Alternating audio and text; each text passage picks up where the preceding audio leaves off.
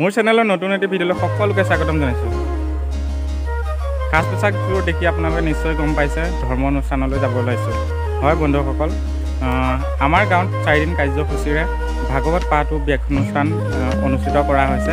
আজিৰ পৰা আৰম্ভ হৈছে, সেইবাবে ভাগৱত ব্যাখ্যানুষ্ঠানলৈ যাবলৈ ওলাইছোঁ। আপোনালোকে ইয়াত দেখিছে লকডাউনৰ পিছৰ পৰা আমাৰ গাঁৱত কোনো ধৰণৰ বাহুল্যভাৱে অনুষ্ঠান কৰা হোৱা নাছিল, যদিও বা তাজমহল আকৃতিৰ ভেলাঘৰ সজা হৈছিল, কিন্তু ক'ভিডৰ নতুন SOP মতে উদযাপন কৰিব পৰা নাছিল, কাৰণ 12টা বজাৰ পিছৰ পৰা সকলো বন্ধ আছিল। সেই হেতুকে তাৰ পিছৰ পৰাই আমাৰ গাঁৱৰ ৰাইজে একত্ৰিত হৈ আলোচনা কৰি ভাগৱত ব্যাখ্যানুষ্ঠান 4 দিন কাৰ্যসূচীৰে পতাৰ পিছত ৰাতিলৈ এখন ভাওনা কৰিব।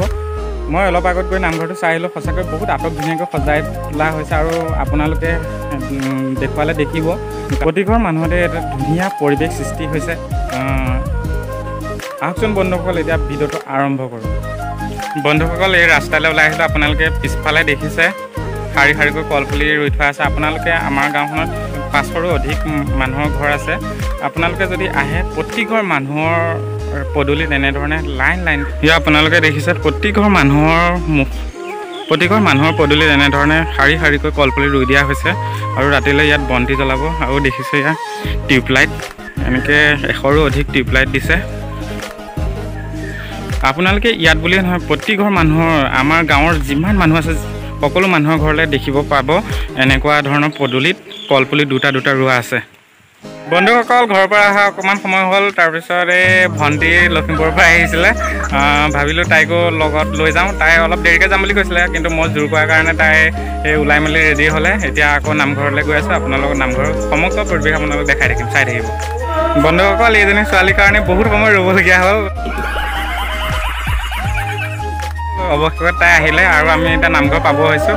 বন্ধুসকল, আপোনালোকক প্ৰথমে কৈ থওঁ, আপোনালোকে যদি মোৰ চেনেলত নতুনকৈ আহিছে, চেনেলটো প্ৰথমে ছাবস্ক্ৰাইব কৰি ল'ব আৰু লাইক এটা, কমেণ্ট এটা আৰু শ্বেয়াৰ এটা কৰি দিব। আপোনালোকে যে দেখিছে, এইখনেই হ'ল মোৰ শৈশৱৰ পঢ়াশালীখন। ইয়াৰ পৰাই মই স্কুলীয়া শিক্ষা আৰম্ভ কৰিছিলোঁ। বন্ধুসকল, ফাইনেলি আমি নামঘৰৰ ভিতৰত পালোঁহি। আৰু আপোনালোকে দেখিছে পিছফালে নামঘৰ কিমান ধুনীয়াকৈ সজাই দিছে। প্ৰথমতে নামঘৰৰ ভিতৰত সোমোৱাৰ আগতে আপোনালোকক এবাৰ পৰিৱেশটো দেখাই লৈছোঁ, নামঘৰৰ চাৰিওফালৰ পৰিৱেশটো। এতিয়া আপোনালোকে দেখিছে কিমান ধুনীয়াকৈ নামঘৰটো সজাই তুলিছে। ৰাতি ইয়াতকৈও বেছি ভাল হ'ব, কাৰণ ইয়াত লাইটিং দেখিছে, লাইটিং ধুনীয়াকৈ সজাই থোৱা আছে। আৰু এয়া হ'ল নামঘৰ গীতখন। আপোনালোকে যিমান দূৰলৈকে দেখিব পাৰিব, সিমান কেৱল সৌন্দৰ্যতে ভৰি আছে।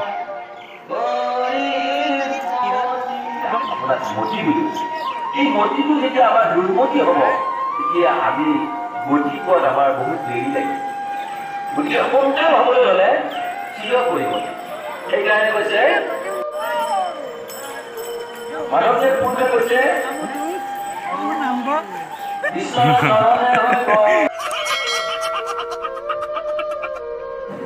বন্ধুসকল, আপোনালোকে ইয়াত দেখিছে নামঘৰৰ ভিতৰত মই সোমাই আহিলোঁ আৰু ইয়াত দেখিছে কিমান ধুনীয়াকৈ সজাই লৈছে। এইটো হ'ল বেদী। তাৰপিছত এয়া ভাগৱত পাঠ আৰম্ভ হৈ আছে। আপোনালোকক সকলোখিনি দেখাই আছোঁ।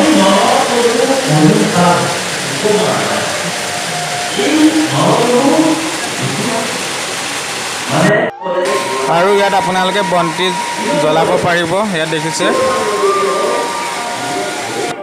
আপোনালোকক দিনৰ ভাগৰ পৰিৱেশ দেখালোঁ। এতিয়া আহকচোন ৰাতিৰ পৰিৱেশ। লাইক, কমেণ্ট, ছাবস্ক্ৰাইব কৰিব নহয়।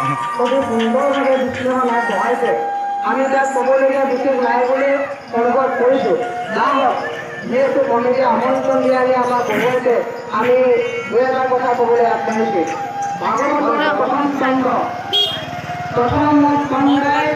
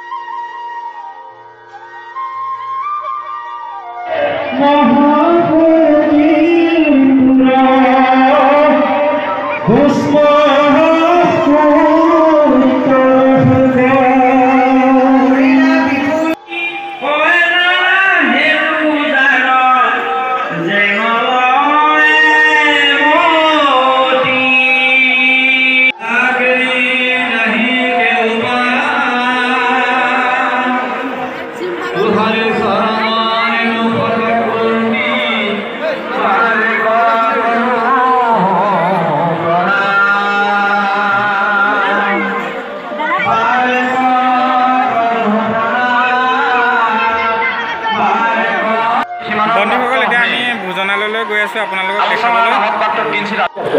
বন্ধুসকলে আপোনালোকে দেখিছে সেয়া দলঙৰ উঠি পেলাই ভাত খাবলৈ যাবলগীয়া আছে। চাওক কিমান ধুনীয়াকৈ সজাইছে আৰু এয়া দেখিছে মানুহ কিমান ৰৈ আছে ভাত খাবৰ কাৰণে। বাঁহৰ দলঙে ভাত খাবলৈ আহিছে, কিমান ধুনীয়াকৈ সজাইছে চাওক বন্ধুসকল। আপোনালোকে এয়া দেখিছে কিমান ধুনীয়াকৈ মানুহে ভাত খাই আহি আছে।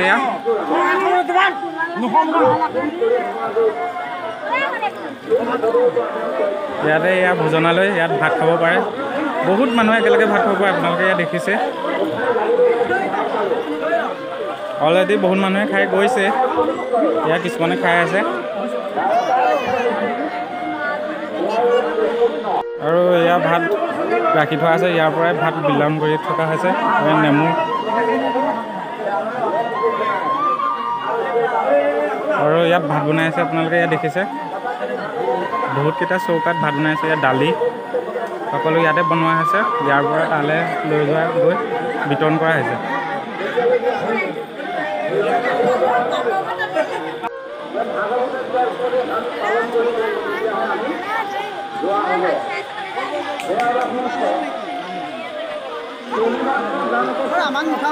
হে নুঠাম নি, কাটি দিম আৰু কৃষ্ণ। আপোনালোকক ভোজনালয় দেখালো ভাত ক'ত খুৱাইছিল আৰু ভিডিঅ'টো আৰু বেছি দীঘলীয়া নকৰোঁ। যদি ভাল লাগিলে লাইক কমেণ্ট আৰু সকলোলৈ শ্বেয়াৰ কৰি দিব। যদি আৰু এনেকুৱা ধৰণৰ ভিডিঅ' লাগে তেনেহ'লে কমেণ্ট বক্সত জনাব।